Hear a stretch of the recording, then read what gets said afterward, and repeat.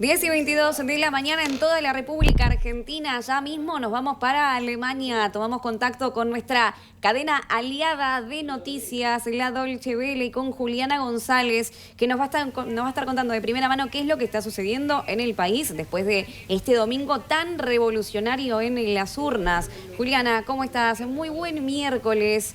Te quería comenzar a preguntar acerca de cuáles son los desafíos, ¿no?, que tiene este nuevo gobierno con respecto a volver a poner a Alemania en el primer plano internacional, si se quiere, y también dentro de la Unión Europea, y cuáles son las opiniones también respecto al impactante triunfo de la ultraderecha, ¿no?, la mayor cantidad de votos después de la Segunda Guerra Mundial.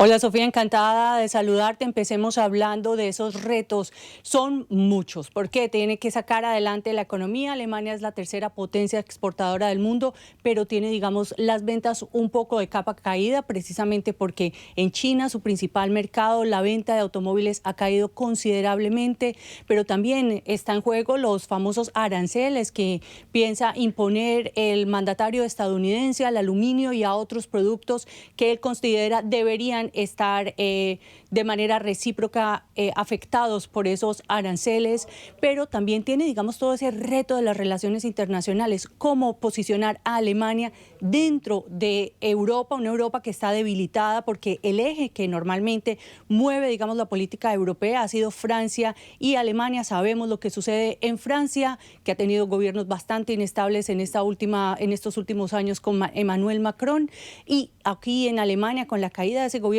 con este que apenas se va a formar, si las cuentas salen bien y si logra, digamos, formar esa coalición de gobierno, pues será en el mes de abril. Y por supuesto con unos Estados Unidos que está tomando decisiones frente al tema de Ucrania, país donde, por ejemplo, Alemania es el segundo mayor aportante de ayuda militar, ayuda humanitaria y ayuda financiera. Bueno, Juliana, en relación a esto también te quería consultar, ¿no? Porque el triunfo de Trump mira, obviamente, los objetivos de Alemania y también con este nuevo gobierno. ¿Cuáles son las principales bases a sentar a partir? Bueno, igualmente ahora me contarás qué es lo que falta para conformar este nuevo gobierno, ¿no? Pero ¿cuáles van a ser las principales políticas urgentes, si se quiere, o más rápidas que se tienen que tomar allí en Alemania para maridar, ¿no?, con la idea que tiene Trump, no solo en Ucrania, sino también con su relación bélica?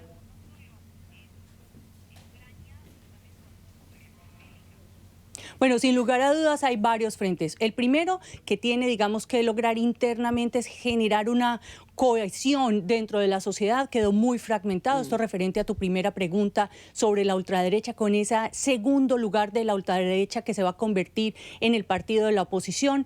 En segundo lugar, va a tener que mover, digamos, levantar dinero para generar mayores gastos en defensa, sobre todo, algo que piden varios partidos, y para eso tiene que modificar la Constitución. Y este es uno de los retos más duros. ¿Por qué? Porque ahora mismo, si logra formar una coalición de gobierno, tendría una mayoría simple, pero para cambiar la Constitución alemana necesita una mayoría de 2/3, y ahí es donde empieza a ponerse complicado el asunto. ¿Y eso qué significa? Cambiar la Constitución para levantar una cosa que aquí se llama el techo de la deuda. Es decir, Alemania no gasta más dinero del que tiene, pero la realidad actual, las necesidades de mejorar la infraestructura de este país, de aportar, digamos, a un cambio estratégico en la parte de la economía, y tercero, a generar mayores gastos en lo militar y en lo armamentístico para poder crear, digamos, las condiciones de la defensa óptima aquí en Alemania, pero también para Europa,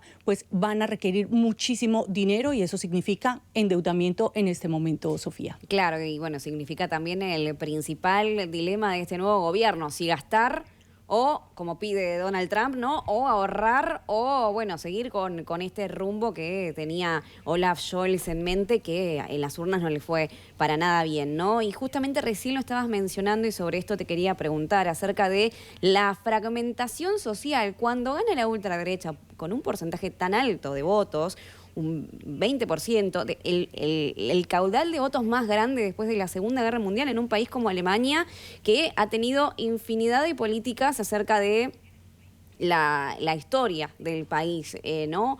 ¿Cómo se vive en la sociedad esta fragmentación? ¿O porque los consensos son cada vez más difíciles de lograr incluso entre los mismos ciudadanos, los civiles, y las diferencias cada vez presentan más abismos? Esto se está viendo puntualmente en la sociedad alemana, porque lo último, y recién mencionabas el caso de Francia, Emmanuel Macron tiene una imagen muy negativa, pero sin embargo logró la reelección. Esto no sucedió en Alemania y, bueno, se cambió el color político.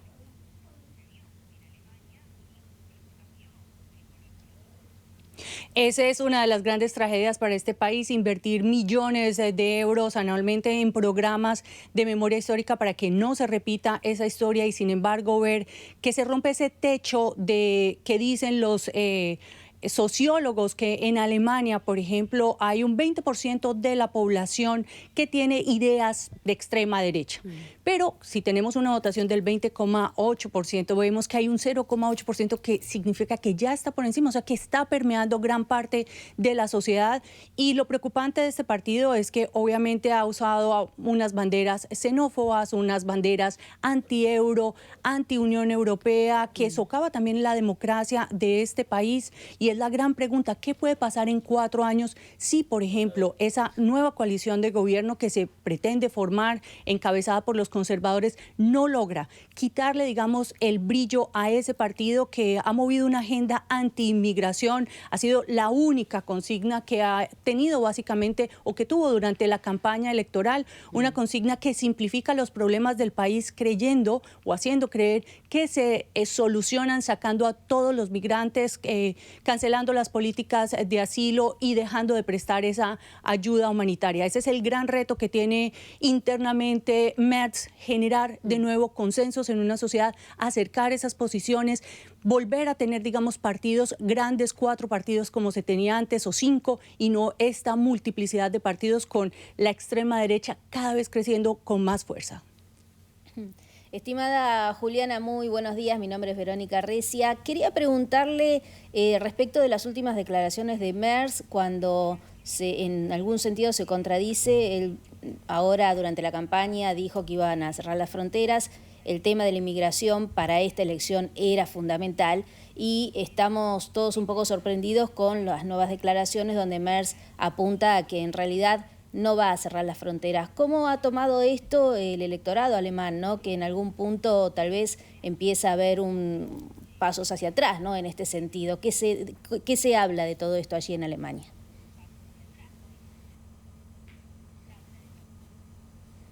Bueno, realmente, Verónica, el asunto es que no es cierto que aquí las fronteras no están cerradas. De hecho, ha sido una del entonces canciller Olaf Scholz, antes de que estuviera simplemente en funciones como ahora, y fue cerrar las 9 fronteras. Varias de ellas ya tenían, digamos, controles fronterizos desde hace años, pero recientemente, y ahora esto fue alargado hasta el mes de septiembre, se mantienen esos controles fronterizos en fronteras complejas, quizás como la de Polonia, porque está Ucrania, digamos, cerca de Polonia, o la de Austria, que es un camino que viene, digamos, la ruta de los Balcanes de la migración, pero también otras como Francia o como Dinamarca, que son fronteras, digamos, más suaves, también tienen esos cierres.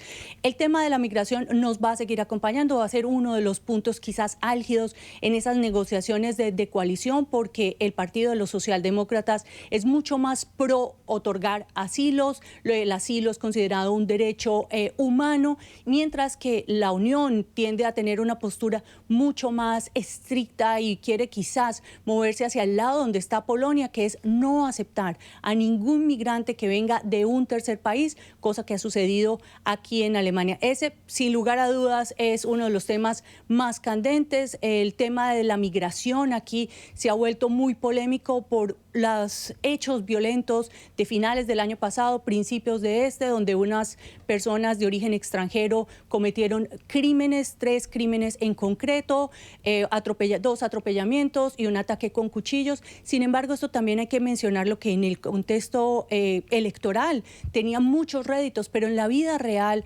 las estadísticas demuestran que más mujeres alemanas mueren en manos de sus parejas alemanas al año aquí en Alemania que lo que sucede, por ejemplo, con los crímenes cometidos por los inmigrantes. Hay un tema de criminalización y es un tema que va a seguir dando el debate y en el que seguramente Merz va a querer tomar una de esas primeras decisiones como canciller una vez asuma el cargo. Es un tema interesantísimo, Juliana, para hablar en el próximo contacto. Ha sido muy esclarecedor tu panorama, te agradecemos por esta cobertura y será hasta la próxima entonces, hasta cualquier momento. Juliana González, nuestra periodista de la cadena de noticias internacional aliada de Canal 26, la Dolce Vele. Que tengas un hermoso miércoles.